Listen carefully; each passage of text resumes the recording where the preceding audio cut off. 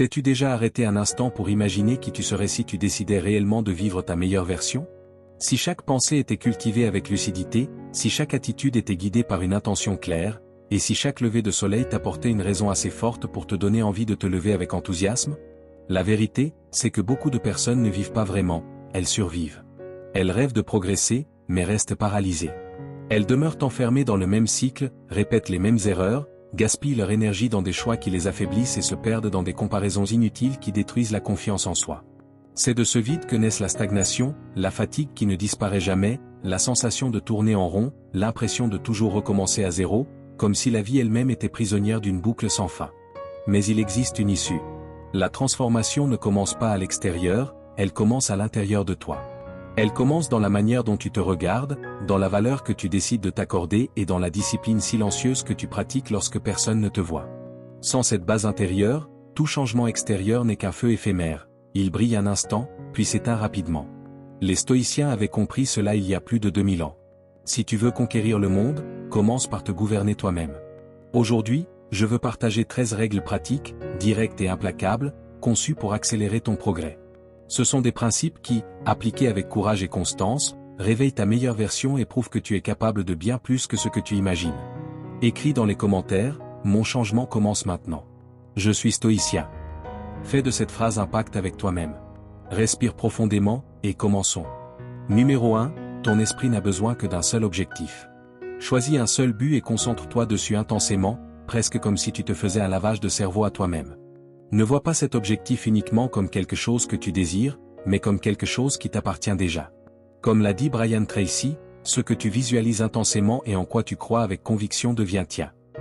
L'esprit cherche toujours des raccourcis et abandonne à la première difficulté. Mais la chance n'est pas une stratégie. La croyance, elle, en est une.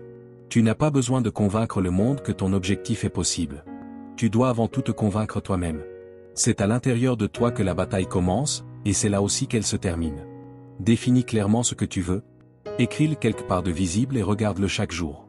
Mets-le en fond d'écran sur ton téléphone ou ton ordinateur, ou place-le dans un cadre face à toi.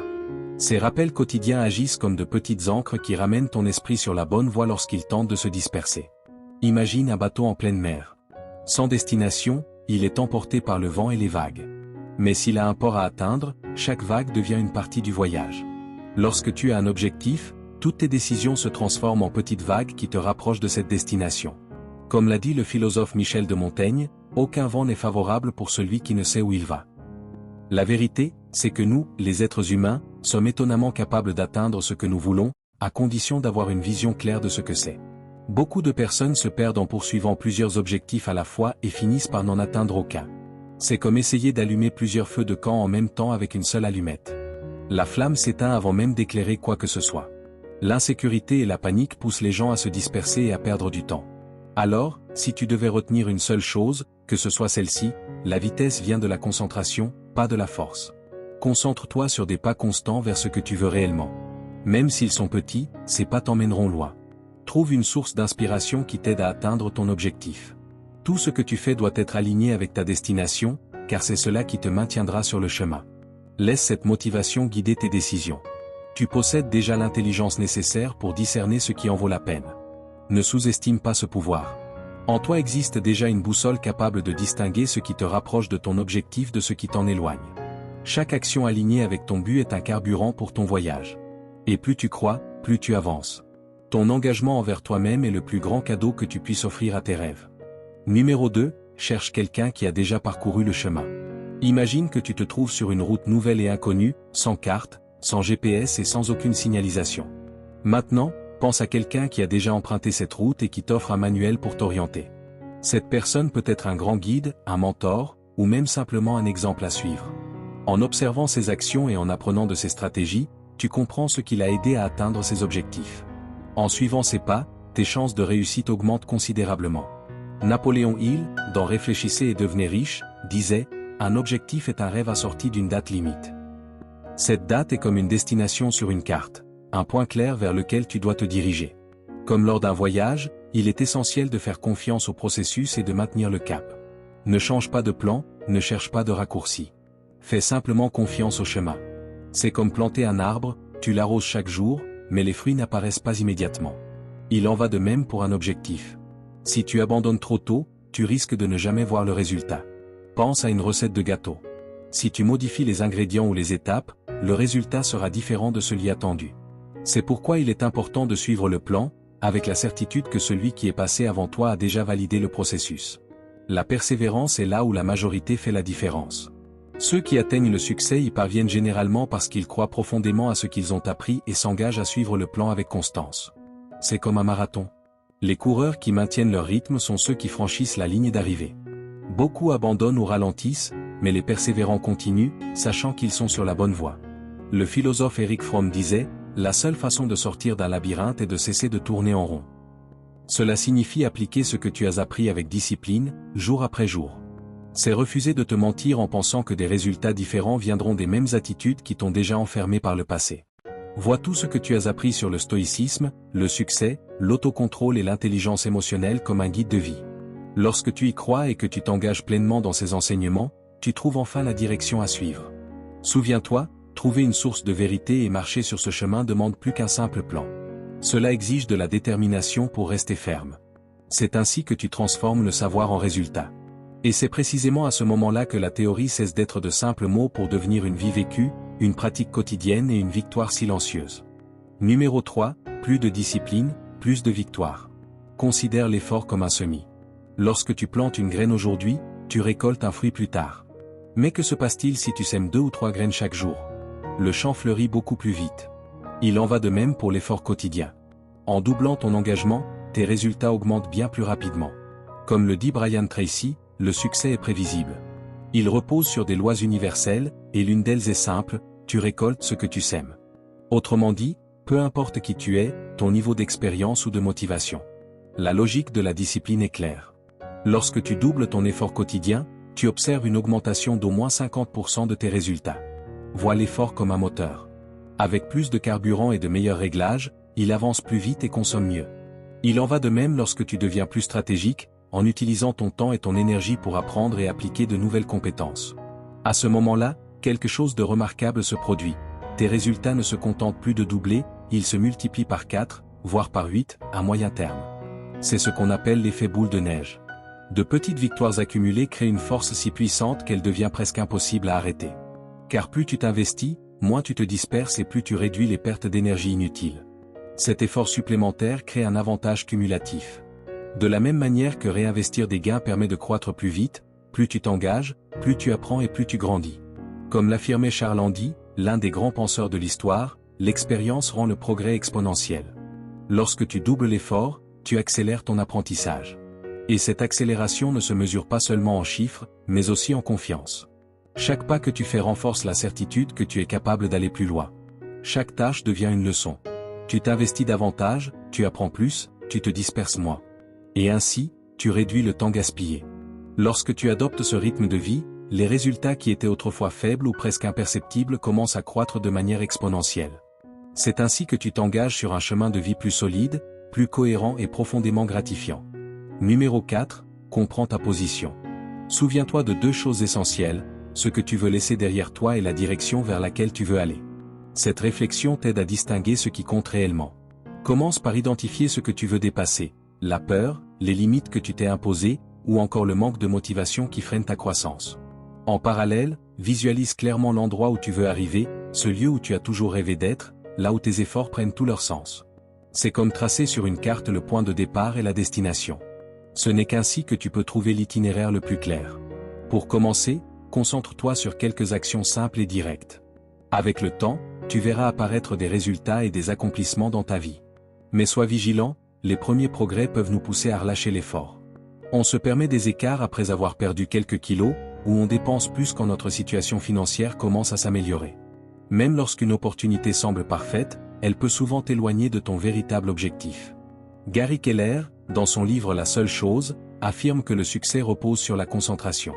C'est pourquoi reste focalisé. Reste sur la bonne voie et élimine tout ce qui pourrait te faire reculer. Lorsque l'envie d'abandonner devient forte, pense au coup de l'arrêt et à l'effort nécessaire pour recommencer. Imagine que tu montes une pente à vélo et que tu t'arrêtes. Redémarrer sera bien plus éprouvant. C'est pour cela qu'il est essentiel de développer une forme claire d'automotivation. La motivation extérieure peut disparaître, mais lorsque tu apprends à allumer ce feu en toi, il devient une force durable. Chaque jour est une occasion de construire la vie que tu désires et d'avoir un impact positif sur ceux qui t'entourent. Lorsque nous laissons la médiocrité s'installer dans nos vies, nous cessons d'agir et risquons de devenir amers, en rejetant la faute sur la chance, sur la vie ou sur les autres, plutôt que sur nous-mêmes. Avec le temps, même ta famille et tes amis peuvent ressentir du ressentiment en te voyant abandonner tes rêves. Dans ce scénario, non seulement tu perds, mais tu deviens aussi un exemple négatif, montrant à tes enfants ce qu'il ne faut pas faire dans la vie. Et rien n'est plus lourd à porter que de réaliser que ton renoncement a inspiré d'autres à se contenter de moi. Maintenant, imagine l'inverse. Avec le temps, tu deviens une source d'inspiration, un symbole de force et de détermination. Au lieu d'incarner l'abandon, tu deviens un modèle de résilience. Voilà la différence entre t'investir chaque jour dans la réalisation de tes rêves ou ne rien faire du tout. Le choix t'appartient. Tu as l'opportunité de bâtir un avenir fait de réussite, d'influencer positivement le monde autour de toi et de vivre une vie pleine de sens. Souviens-toi de ce que tu veux laisser derrière toi, surtout, de la direction que tu prends. C'est ce chemin qui te conduira à devenir tout ce que tu sais déjà pouvoir être. Numéro 5, ton lendemain se décide avant d'aller dormir. Certaines personnes laissent la journée s'écouler sans planification, tandis que d'autres s'organisent à l'avance et tirent le maximum de chaque instant. Cette différence est immense. La frontière entre se réveiller perdu et se lever en sachant déjà où aller peut déterminer si ta journée sera productive ou simplement une journée de plus gaspillée. Celui qui s'organise parvient à faire davantage en moins de temps, obtient de meilleurs résultats dans la vie comme au travail, et renforce en plus son équilibre émotionnel en réduisant le stress et l'anxiété. Pense à la semaine passée. Combien de fois as-tu préparé ta journée la veille au soir? Tu pourrais être surpris de constater que, les jours où tu l'as fait, tout s'est déroulé plus facilement, alors que les jours sans préparation, la confusion a pris le dessus. Lorsque tout est organisé, agir devient naturel. Comme l'explique James Clear dans Atomic Habits, on n'atteint pas le niveau de ses objectifs, on retombe au niveau de ses systèmes.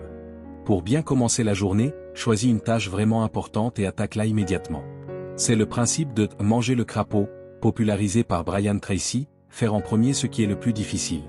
Si tu accomplis l'effort le plus exigeant dès le début, le reste de la journée devient plus léger. C'est comme retirer tôt une pierre lourde de ton sac, le poids disparaît et le chemin devient plus facile. Une méthode simple et très efficace consiste à travailler par bloc de temps. Divise ta journée en plages dédiées à tes priorités. Commence chaque matin par quelques minutes de planification, et éventuellement accompagné d'un café. En te plongeant dans la tâche la plus importante dès les premières heures, tu auras déjà accompli plus avant midi que beaucoup de personnes en une journée entière. Ce progrès matinal génère de la confiance, car l'élan créé tôt dans la journée produit l'énergie nécessaire pour affronter ce qui reste. Lorsque tu maintiens une routine productive, tu dégages du temps le soir pour la gratitude et la réflexion. Cela augmente non seulement tes chances de réussite, mais transforme aussi la manière dont tu perçois le monde. Numéro 6, ton chemin n'est celui de personne d'autre. Lorsque tu compares ta vie à celle des autres, c'est comme courir sur un tapis roulant. Peu importe l'effort que tu fournis, tu n'avances pas. Cette course ne se termine jamais, car la ligne d'arrivée continue de se déplacer. Comme l'a dit Theodore Roosevelt, la comparaison est le voleur de la joie. Voilà comment cela fonctionne. Il y aura toujours quelqu'un qui semble avoir une longueur d'avance, avec plus de réussite, plus d'argent ou plus de reconnaissance. Mais il y aura aussi toujours quelqu'un qui se trouve derrière toi. Cet équilibre est trompeur, car il ne montre jamais toute l'histoire, seulement des fragments soigneusement choisis. Au lieu d'entrer en compétition avec les autres, rappelle-toi que ton seul véritable concurrent, c'est toi-même. Chaque jour est une occasion d'être meilleur qu'hier, et c'est le seul progrès qui compte vraiment. Si tu as besoin de l'approbation des autres pour avancer, c'est que tu regardes dans la mauvaise direction. Amis, collègues, et même personnes célèbres peuvent sembler importantes, mais chacun fait face à ses propres défis et suit son propre chemin. Les victoires que tu vois ont souvent coûté des batailles que tu n'imagines pas, et les défaites des autres ne sont pas toujours exposées sous les projecteurs. Regarder constamment autour de toi ne fait que te détourner de l'essentiel. Libère-toi de la comparaison et investis ton énergie en toi-même. Prends soin de toi d'abord. La force que tu construis à l'intérieur est ce qui te permettra d'avancer, et ensuite d'aider les autres. Vraiment. Numéro 7, adopte un état d'esprit orienté vers l'action. Avoir un sens de l'urgence et agir rapidement dépasse toute planification excessive. Planifier est important, mais devenir prisonnier de ses plans revient à ne jamais avancer. Comprends ceci, c'est en agissant que tu apprends réellement, pas seulement en réfléchissant. La réflexion ouvre des voies, mais c'est l'action qui construit la route. L'action est ce qui génère l'apprentissage, et l'urgence t'oblige à grandir et à évoluer. Les personnes qui réussissent l'ont compris. Elles créent volontairement un sentiment d'urgence, agissant comme si leur vie en dépendait. Imagine quelqu'un en train d'éteindre un incendie. Il n'y a pas de place pour une planification interminable. Il faut agir, ou agir encore. Lorsque tu passes à l'action avec ce niveau d'engagement, ta productivité et tes résultats augmentent de manière spectaculaire. Comme l'explique Jim Collins dans De la performance à l'excellence, la grandeur n'est pas une question de circonstances, mais de choix conscients et de discipline. Autrement dit, ce n'est pas le hasard qui détermine qui gagne, mais la décision d'agir, même lorsque l'attente serait plus confortable. Lorsque tu travailles avec des délais et un véritable sens de l'urgence, ton apprentissage s'accélère. Oui, il y a un coût. Mais transformer ta vie exige de l'action, et de l'action rapide. Remettre à plus tard, c'est multiplier les obstacles. Agir, c'est raccourcir le chemin vers le résultat. Numéro 8, un pas de plus peut tout changer. Parfois, ce qui manque n'est pas un effort supplémentaire. C'est une direction plus précise, ce centimètre qui sépare l'essai du résultat. Écoute cette histoire. Monsieur Darby et son neveu décidèrent de chercher de l'or durant la célèbre ruée vers l'or. Après des semaines de creusement et de travail acharné, ils découvrirent une veine d'or. Pleins d'enthousiasme, ils empruntèrent de l'argent pour acheter les machines nécessaires à l'extraction. Portés par l'excitation et l'urgence de l'époque, ils continuèrent sans véritable stratégie technique. Après un bon départ, l'or sembla disparaître, et les tentatives d'extraction commencèrent à échouer. Le premier échec devint, dans leur esprit, une fin définitive, alors qu'il aurait pu n'être qu'un signal pour se réajuster. Découragés et ayant perdu confiance, ils vendirent leur équipement à un ferrailleur et rentrèrent chez eux frustrés, avec des pertes importantes. Ce n'est pas l'effort qui avait manqué. Ce qui faisait défaut, c'était l'orientation et la compréhension du terrain. L'effort aveugle multiplie la fatigue. L'effort dirigé multiplie les résultats. Le nouveau propriétaire des machines fit appel à un ingénieur pour évaluer la mine. Le spécialiste découvrit que les Darby avaient arrêté de creuser à seulement 1 mètre de l'or, faute de connaître les failles géologiques du sol. Grâce à cette analyse, le nouveau propriétaire parvint à extraire des millions de dollars en or. La différence entre tout perdre et trouver une fortune se résumait à 1 mètre, et à la décision de demander de l'aide. Bien souvent, nous démarrons à pleine vitesse, puis nous abandonnons alors que nous sommes à 1 mètre du succès. Renoncer trop tôt peut devenir une habitude. Comme l'a dit William James, l'habitude d'interrompre ce que l'on commence affaiblit la volonté de terminer.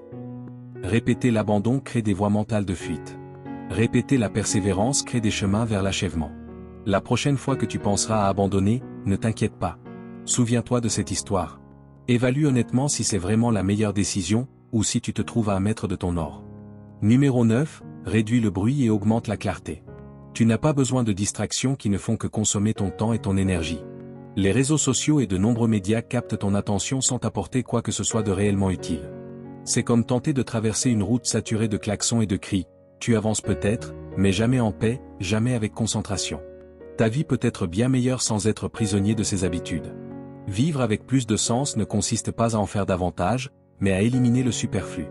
Abandonner le défilement infini des contenus et désactiver les notifications qui ne provoquent que des préoccupations passagères te permet de prendre conscience du temps que tu gaspilles dans des activités qui n'apportent rien.